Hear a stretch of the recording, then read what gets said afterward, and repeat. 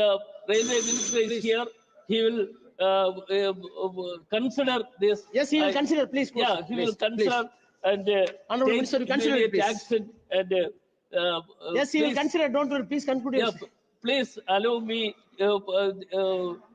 for this Yes. consideration and Thank you. please. Honorable members, those who wants to lay the written speeches of the debate on the table, they can do so. It will be treated as part and parcel of the proceedings. Now, Thiru Jagat Rachagan. பேரவைத் தலைவர் அவர்களே, எங்கள் வாழ்வும் எங்கள் வளமும் மங்காத தமிழ் என்று சங்கே முழங்கு என்று சொல்லி திராவிட தேசத்தின் தலைவராக எங்களுடைய தங்க தலைவர் தளபதியினோட தொண்டனாக இருந்து இங்கே பேசுவதிலே மகிழ்ச்சி அடைகிறேன். அதுவும் நீங்கள் பேரவைத் தலைவராக திராவிட இயக்கத்தினுடைய முன்னோடிகள் ஒருவராக இருக்கிற உங்களுடைய தலைமையின் கீழ் இருந்து பேசுவதிலே மட்டற்ற மகிழ்ச்சி. இந்திய ரயில்வே முதல் பாதை அமைக்கப்பட்டது 1883 டல்ஹவுசி காலத்தில். பாம்பே தானா, கல்கத்தா ராஞ்சித், சென்னை அரக்கோணம் கிட்டத்தட்ட 167 ஆண்டுகளாகி இருக்கிறது ரயில்வே துறை இந்தியாவில் கால் ஊன்றி. உலகத்திலே அதிகமான தொழிலாளிகளை கொண்ட ஒரு நிறுவனம் இருக்கிறது என்று சொன்னால் அது நம்முடைய ரயில்வே துறையாகத்தான் இருக்கும்.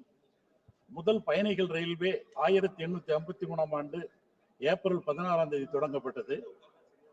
இந்தியா முழுவதும் சுமார் 8500 ரயில் நிலையங்கள் கொண்டுள்ளது. மொத்தம் இருப்பு பாதைகள் நீளம் 1,21,407 கிலோமீட்டர். இந்திய ரயில்வே தினந்தோறும் 11,000 ரயில்களை இயங்குகின்றன. இத்தனை பெருமைமிக்க ரயில்வே துறை தனியாருக்கு தாரை வார்ப்பது என்பது ஜனநாயக படுகொலையாகத்தான் நாங்கள் எல்லாம் காரணம்.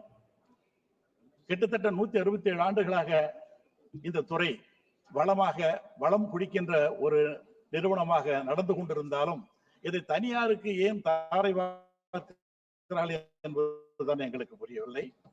எங்களை பொறுத்தவரையிலும் என்னுடைய அரக்கோணம் தொகுதியிலே முதல் ரயில்வே ஸ்டேஷன் எங்கன்னு பார்த்தா என்னுடைய அரக்கோணம் தொகுதியில் தான். அந்த அரக்கோணம் தொகுதியில் தான் முதலாக, ஏன்னா தமிழகத்திலே இந்தியாவுக்கு வட மாநிலங்களுக்கு செல்கிற எல்லா ரயில்களும் அங்கேதான் அரக்கோணம் வழியாக தான் செல்கிறது. அதை 4வது முனையமாக கொண்டு வர வேண்டும் என்று சொல்லி வேண்டுகோள் வைத்தோம். சோளிங்கர் மிக்கானை மறையாய் விளங்கும் விளக்கை எண்ணூர் புக்கானை புகழ் சேர்ப்பொழிகின்ற பன்மலையை தக்கானை கடுகி தடங்குன்றி செய்திருந்த அக்காரக்கனியா திகழ்கிற சோளிங்கர் வரலாற்று சிறப்பு மிக்க இடம். அங்கே எல்லா ரயில்களும் நின்று செல்ல வேண்டும் என்று கேட்டோம். அதுவும் நடக்கவில்லை. காட்பாடி ஒரு வரலாற்று சிறப்பு மிக்க ஊர். அந்த காட்பாடிக்கு மேம்பாலம் என்று கேட்டோம். அதுவும் இதுவரை செய்து முடிக்கப்படவில்லை. ஏனென்றால் இந்தியாவை பொறுத்தவரையிலும் 2023-24 ஆண்டில் 40 ரயில் விபத்துகள் நடந்திருக்கின்றன.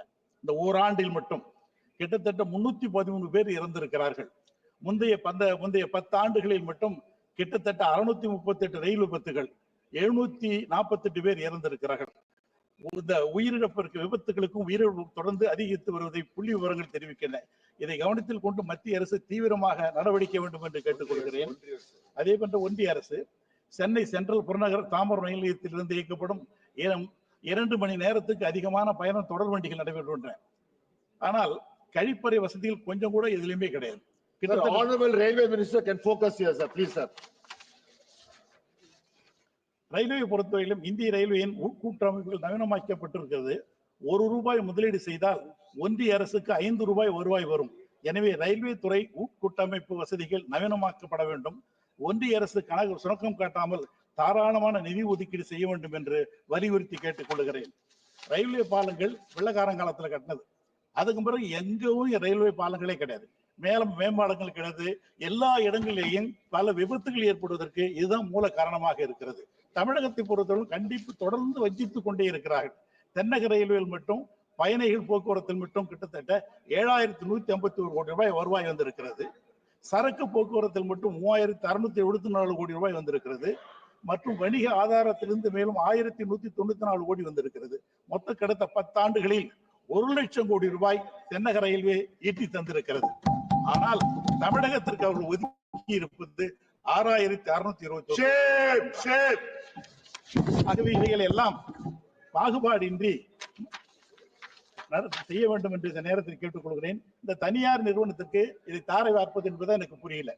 ரயில்வே டிராக் நம்முது, ஓட்டுநர் நம்முடையவர்கள், கார்டு நம்மாளு, தண்டவாளம் நம்முது, ரயில்வே ஸ்டேஷன் நம்முது. ஆனா தனியாருக்கு மட்டும் ஏசி கோச் மட்டும் தனியாருக்கு இதை விட்டு விடுகிறார்கள், லாபம் விட்டுகிறார்கள். சாதாரணமானவர்களை எல்லாம் அதில் பயன்படுத்த முடியாமல் போய்விடுகிறது. மூத்த குடிமக்கள், உடல் ஊனமற்றோர், ராணுவம் மற்றும் சுதந்திர போராட்ட வீரர்களுக்கு ஏற்கனவே இருந்த சலுகைகள் அத்தனையும் எடுத்து நீக்கப்பட்டு, அதே போன்று நஷ்டத்தில் இயங்கும் 2ஆம் வகுப்பு பயணிகள் ரயில்வே மட்டும் ரயில்வே வைத்துக் கொண்டு லாபம் விட்டுகிற எல்லா துறைகளையும் தனியாருக்கு அது மட்டும் இல்ல. இந்த ரயில்வே துறை என்பது ஏதோ இந்திய புகுத்துவதற்காக நடத்துகிற ஒரு துறையை போல் தெரிகிறது. தமிழகத்தை பொறுத்தவரையிலும் எல்லா இடங்களிலேயும் ஆங்கிலத்தில் எழுதுகிறார்கள், தமிழில் எழுதுகிறார்கள், இந்தியிலும் எழுதுகிறார்கள். இந்தியில அங்க யாரும் ஒருத்தரும் படிக்கிறது இல்லை. ரயில்வேல போனோம்னா ரயில்ல ஒரு கூட பாத்தீங்கன்னா அந்தந்த மாநிலத்தில் இருக்கிற மாநில மொழி இருக்கணும் இல்லையா, யாருக்குமே தெரியுது இல்ல. எல்லா ட்ரெயின்லையும் பார்த்தீங்கன்னா இந்தி ஆங்கிலம் எழுதுகிறார்கள். எங்களுக்கு அதை பற்றி எதுவுமே புரியவில்லை. வடநாட்டில் வந்து பாத்தீங்கன்னா எந்த ஸ்டேஷன்லயும் இங்கிலீஷே கிடையாது, ரயில்வே ஸ்டேஷன்ல எல்லாம் தமிழ் தான் இருக்கு. அதே மாதிரி தமிழ்நாட்டில் வந்து அங்க கார்டு போடுறாங்க, அங்க ஸ்டேஷன் மாஸ்டர் எல்லாமே வடநாட்டில இருந்து வருகிற ஒருத்தரும் கூட அங்க இங்கிலீஷும் தெரிய மாட்டேன், தமிழ் தெரிய மாட்டேன். ஆகவே அங்க வந்து நாங்கெல்லாம் போய் பார்த்தோம்னா அவர்களுக்கு எதுவுமே தெரியல. ஆகவே இந்த நிலைகளை எல்லாம் மாற்ற வேண்டும் என்று கேட்டுக்கொள்கிறேன். பணியோடு கேட்டுக்கொள்வது, அதாவது ரயில்வே துறை என்பது ஏதோ இந்தியை புகுத்துவதற்காக, இந்தியை பரப்புவதற்காக நடத்துகிற ஒரு துறையாக இல்லாமல் இது எல்லாருக்கும் எல்லாம் என்கிற நிலையை உருவாக்க வேண்டும். ஏனென்றால் இந்த பூமுடி நம்முடைய சங்க தலைவர், தமிழ்நாட்டை பொறுத்தவரை நம்முடைய தலைவர் அவர்கள் சொல்ல, ஸ்டேஷன் டிக்கெட் புக்கிங் ஆபீஸ்ல போனா கூட எல்லாம் ஹிந்தியில தான் கேட்கறான். அவனுக்கு இங்கிலீஷும் தெரிய மாட்டேது, அந்த லோக்கல் லாங்குவேஜும் தெரிய மாட்டேது. எங்கன பொறுத்தவரை எல்லா மாநிலம் அந்தந்த லாங்குவேஜ்ல தான் தெரிஞ்சவன் தான் அந்த ஸ்டேஷன் மாஸ்டர். அந்த வந்து டிக்கெட் புக்கிங்ல இருந்து ரயில்வே கேட் கீப்பரா யாரா இருந்தாலும் சரி, ரயில்வே கேட் கீப்பர் அவனுக்கு இங்கிலீஷும் தெரியல, தமிழும் தெரியல, ஹிந்தியும் தெரியல, அமைதியா உட்கார்ந்து இருக்கிறான். அந்த ரயில் வருதா, இந்த ஆக்சிடென்ட் நடக்கிறதுக்கு அதெல்லாம் ஒரு பெரிய காரணமாக இருக்கிறது. ஆகவே இந்த மொழியை, இந்தி மொழியை பரப்பதற்காக இது இருக்கக்கூடாது. ஏனென்றால் எங்களுடைய தலைவர் அவர்கள் அழகாக சொன்னார்கள், இருமொழி கொள்கை தான் வேண்டும் என்று சொன்னார்கள். இந்த இருமொழி கொள்கையில படித்தவன் தான் கூகுளுடைய தலைவர் சுந்தர் பிச்சை, இங்கிலீஷும் தமிழும் தெரிஞ்சவன். அதே மாதிரி Venkata Ramakrishnan structural biochemistry Nobel laureate, அவனுக்கு ஹிந்தி தெரியாது, அவனுக்கு தெரிந்ததெல்லாம் தமிழ் தெரிந்தது, ஆங்கிலம் தெரிந்தது. P S. Veeraraghavan special scientist, rocket engineer, அவருக்கு ஆங்கிலமும் தமிழும் மட்டுமே தெரிந்தது. இந்த நம்பி நாராயணன் ஏரோஸ்பேஸ் சயின்டிஸ்ட், அவருக்கு வெறும் தமிழ் தான் தெரியும், இங்கிலீஷ் தான் தெரிஞ்சது, இருமொழி மட்டும் தான் தெரியும். Mayilsamy Annadurai moon man of India project, அவனுக்கு தமிழ் தான் தெரிஞ்சது, ஸ்கூல்ல சாதாரண ஸ்கூல்ல படிச்சவன், இருமொழியை தெரிந்தவன். இருமொழியை தெரிந்தவன் தான் விண்ணையை அளந்து கொண்டிருக்கிறான், அவனால் தான் முடிந்தது.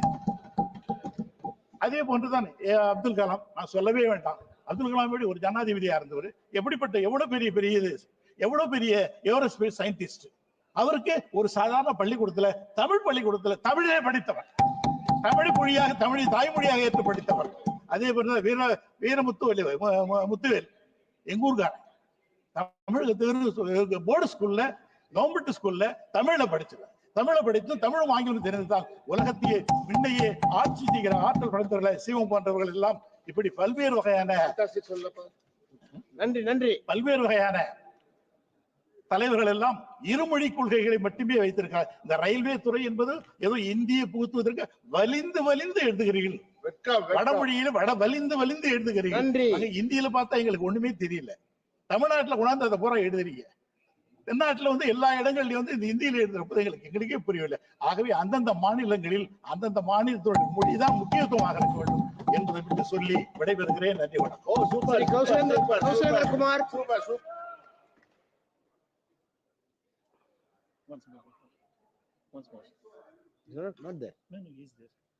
கௌசலேந்திரகுமார்.